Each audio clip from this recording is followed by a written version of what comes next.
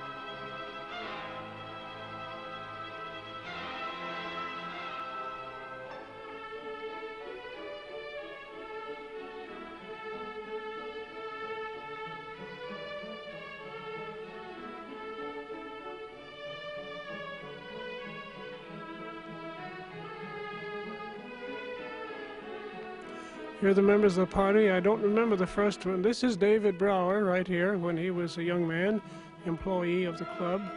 Einar Nilsson, who was a director of the club for a number of years. Lewis Clark, who was president of the club at one time. And now we'll start another chapter in our adventure in the mountains.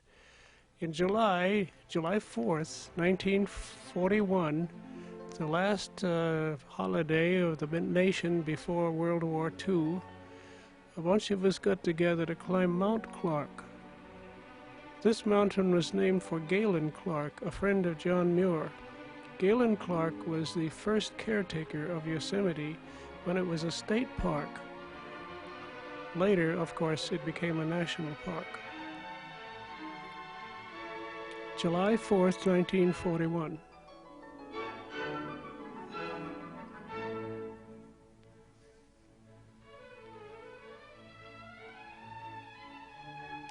By this time, you notice we had tricuni nails in our boots.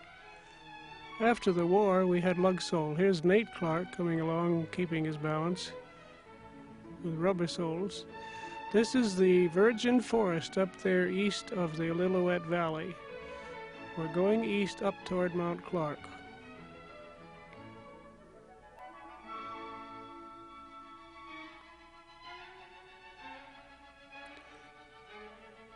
We went up to probably about the 9,000 foot level and built a camp and spent a night there.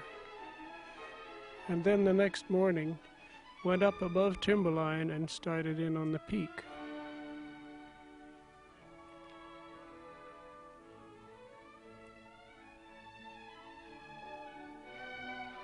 The tricky thing about crossing this kind of a log is that sometimes that bark, which looks good and strong, is loose and slides off as soon as you touch it. And you have to be careful that you don't slide off with it.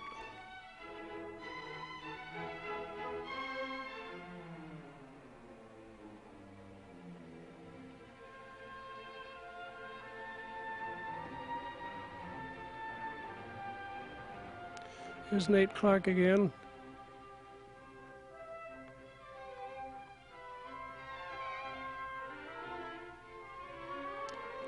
And this is going to be Joe Strawn, a new person at mountaineering.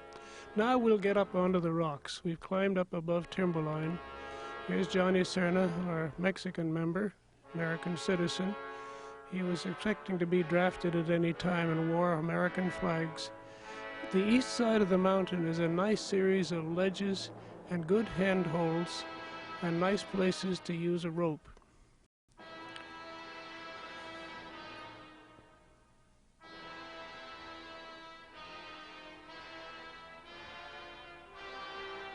In the distance there, those mountains of the snow are Mount Hoffman in the northern part of Yosemite Park.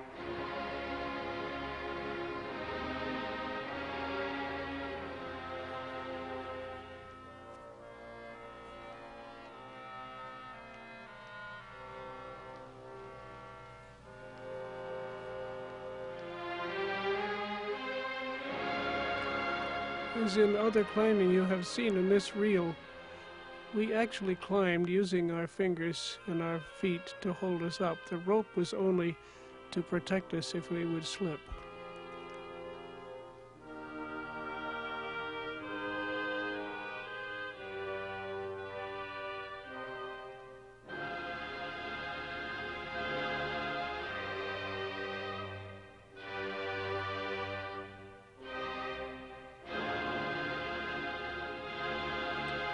You see, we were using tennis shoes for climbing. They seem to hold onto the rock best.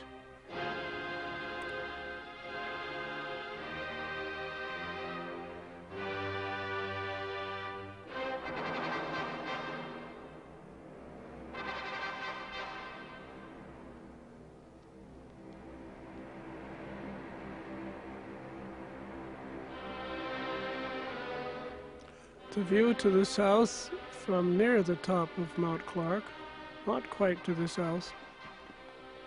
As we swing up, you'll see pretty soon a person standing on the top, right up there with the black hat.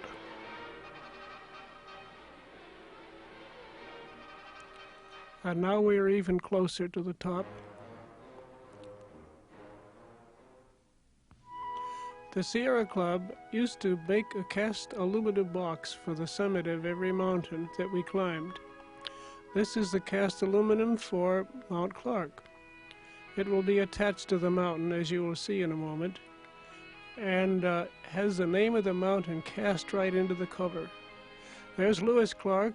We had to bring up a star drill and a hammer and some cement and some water so we could cement this bolt that'll hold the box into the mountain so it wouldn't be blown off by a storm, taking out the rock dust. Then the bolt was put in and cemented and given time to set, and here's the first entry in the new box.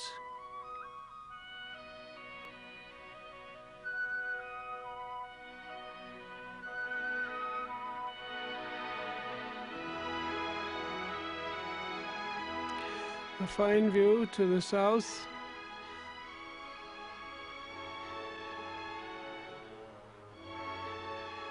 Then to the east.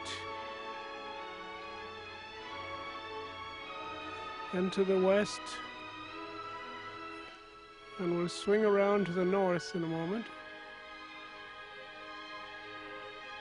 Now, when we were coming down off of Mount Lyell, I pointed out Mount Clark in the distance as we skied by in the foreground. Well, this is looking the opposite direction. Then it was time for lunch, and then we had to start down.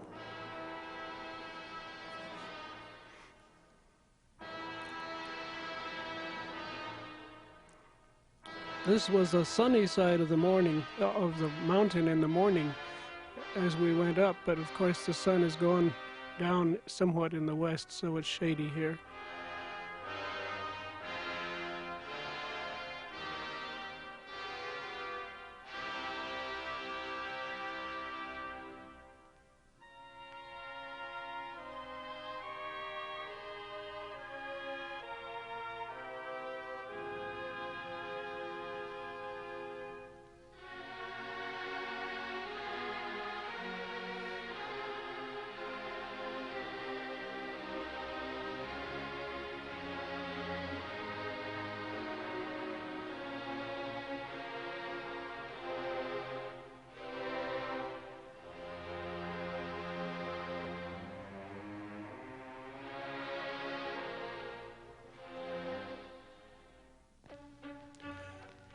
We finally got down to the forest of the Illilouette Valley and walked back, broke up our camp, and went on back towards civilization.